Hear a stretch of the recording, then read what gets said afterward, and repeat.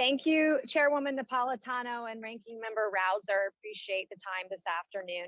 And I appreciate all of our witnesses being here today, and especially you, Ms. LaBeouf with NOAA. I'm speaking to you today from historic Charleston's historic battery right here in downtown Charleston. And also behind me, right on the water, and actually a little bit further behind me, we began that way, is the South Carolina Department of Natural Resources, where NOAA also has a lab and works with our department here. And while we're not always going to see eye to eye on funding priorities, I know there are some areas where I think we can join together and work together with all of my colleagues here today. And I want to echo how important the work that NOAA does, your organization, in regards to flooding, which is why I'm standing in downtown Charleston this afternoon. 40 years ago, flooding in Charleston, where I'm standing today, averaged about 2 times a year.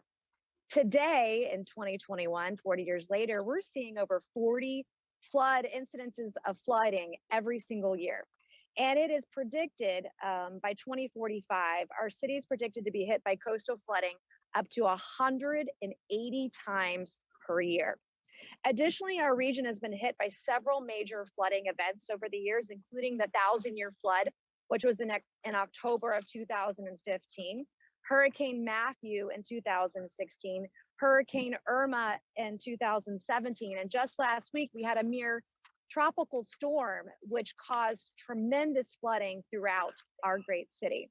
The holy city of Charleston, the original sea level rise, a strategy adopted in 2015, was aided by technical mapping assistance by the Regional Coastal Resilience Grant from NOAA's Office for Coastal Management.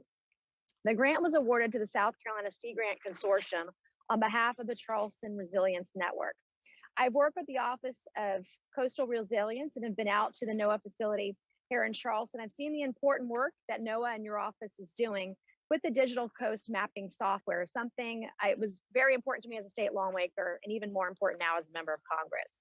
Today we're quickly learning that 5-year, 10-year, and further out flood plans are constantly evolving because this issue is rapidly changing, literally on a year-to-year basis.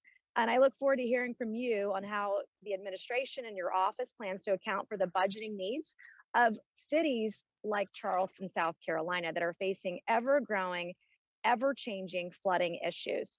I also want to add that, as I'm sure you know, the city of Charleston is working closely with the Army Corps of Engineers to propose seawall construction, in which engineers believe they can save the city from long-term impacts of storm surges until and through 2082. We're all eagerly awaiting the Corps' final report to be released and signed. We're hoping will be next month. I hope you'll be able to speak to your office's coordinating strategies also with the Army Corps of Engineers. Again, I appreciate your time today. I see your office at NOAA as critical for the needs of Charleston, of South Carolina, our first congressional district in the entire state of South Carolina. And I would like to invite you down here anytime to come and visit. So with the few moments that we have left on my time on the floor, I certainly would love to hear from you, Ms. LaBeouf, on NOAA and what we could do to help Charleston in our flooding situation here today. Thank you, Congresswoman Mace. And Charleston is absolutely one of my favorite places in the country, and I share your concern about rising sea levels. In fact, later today, I will be speaking at a media event to release our high tide flooding report for this year. In my home state of Texas, for example, we either tied or broke several records from Galveston to Corpus Christi of more than 20 days of high tide flooding per year.